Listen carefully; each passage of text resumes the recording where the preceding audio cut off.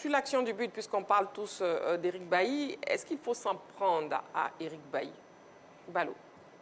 Oui, il y a une erreur d'Eric Bailly parce que je pense qu'il a été suffisant sur l'action. Pour moi, il y avait le moyen d'éloigner le danger. On voit bien, hein, certes, son adversaire est excentré, mais je pense qu'il y a une règle d'or. Hein, je pense que M.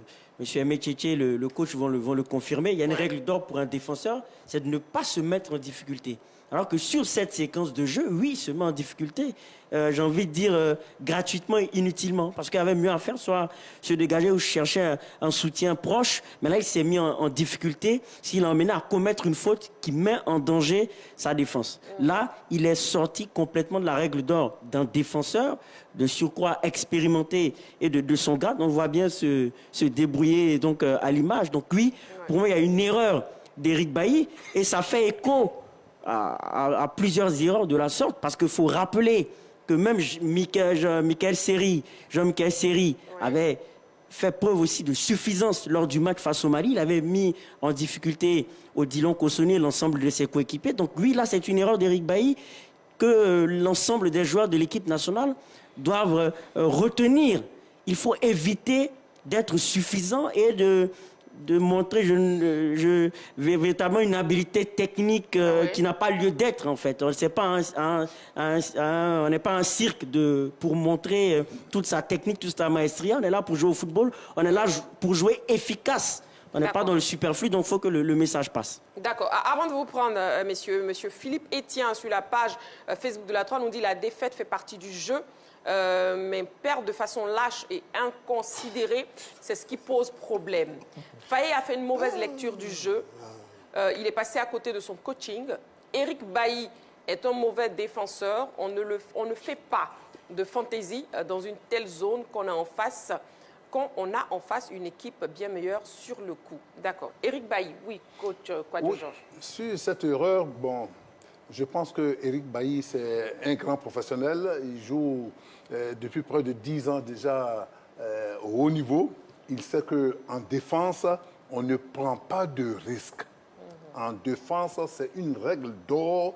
Aucun défenseur ne doit prendre de risques. Surtout qu'il a toujours joué défenseur axial ou bien défenseur un peu excentré quand il joue à 3 dans l'axe.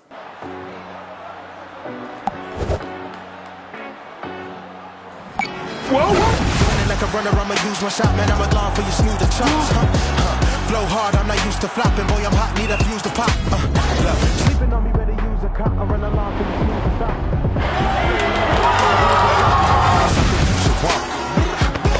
Paris sur Betclic et Joe dans le game. Sous licence Lodassi, joueur responsable.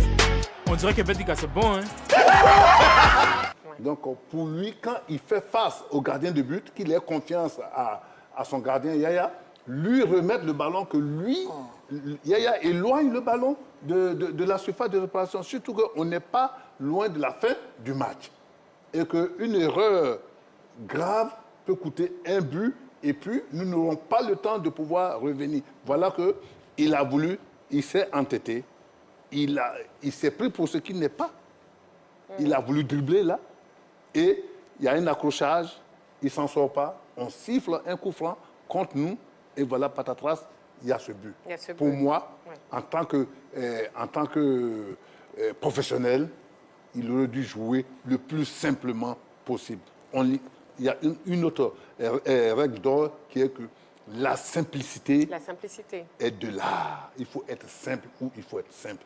Il n'a pas pu le faire. La Côte d'Ivoire a payé cash, mais je pense qu'on a encore un espace pour nous qualifier et pour jouer cette Coupe d'Afrique au Maroc. D'accord. Donc pour vous, Eric Bailly n'a pas du tout joué simple. Il a pris des risques, ce qui a occasionné justement ce but qu'on a pu voir. Et il a même pris un carton jaune. Voilà. Oui, Aimé Tchétché, sur Eric Bailly. Oui, sur cette action, il avait deux choix.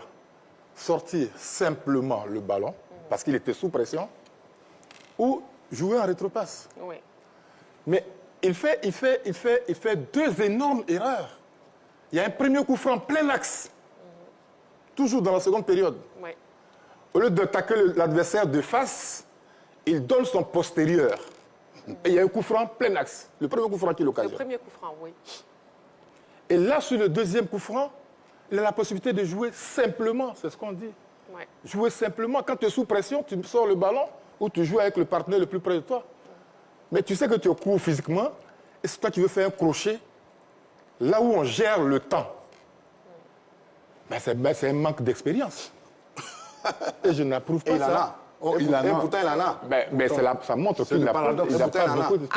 Et pourtant, il en a. D'accord. Et les Français défaite était juste un hein. accident de parcours. Vous pouvez participer à l'émission. Hein. N'oubliez pas, vous nous appelez au 27 21 59 93 99. 27 21 59 93 99. Nous faisons le grand débrief du match Sierra Leone-Côte d'Ivoire qui s'est achevé cet après-midi. Oui, non, c'est-à-dire que, écoutez, Éric Bertrand Bailly, vous nous avez demandé il y a quelques jours, oui. Est-ce qu'on devait redistribuer les cartes en défense pour lui? Exactement. On a dit non. Oui. On a dit non, évidemment, on ne peut pas redistribuer les cartes en défense pour lui. Là, il joue parce que Ndika a un petit bobo. Mais malheureusement pour nous, il est sur le terrain. Je pense que Éric Bertrand Bailly, il joue avec trop d'assurance. Et ça, c'est pas bon. Pour un défenseur dans son secteur de jeu, avoir trop d'assurance, c'est parfois dangereux. Il fait des mauvais choix. Deuxièmement, il fait des erreurs de débutant. Je veux dire, un défenseur comme Opérou Guéladoué fait une telle erreur, c'est un débutant. Mais quand on a plus de 15 ans d'expérience au haut niveau, on ne peut pas se permettre de faire de telles erreurs. Sur le dernier match, Ndika et Agbadou ont fait des erreurs. On n'en a pas beaucoup parlé parce que c'est Ndika et Agbadou. Mais le cas Bailly devient récurrent. On a le sentiment qu'à chaque grande sortie de Bailly sur des matchs importants, il nous donne ce type de schéma et c'est dérangeant. J'ai vu ses partisans mener une campagne sur les réseaux sociaux pour qu'ils reviennent en sélection nationale. Ça a marché, les revenants en sélection nationale.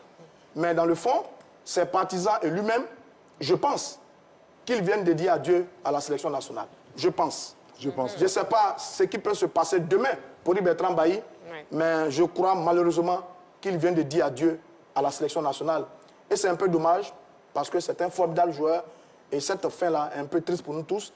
À chaque fois son nom revient, c'est un peu embêtant. Mais hélas, c'est ça aussi la vie d'un sportif.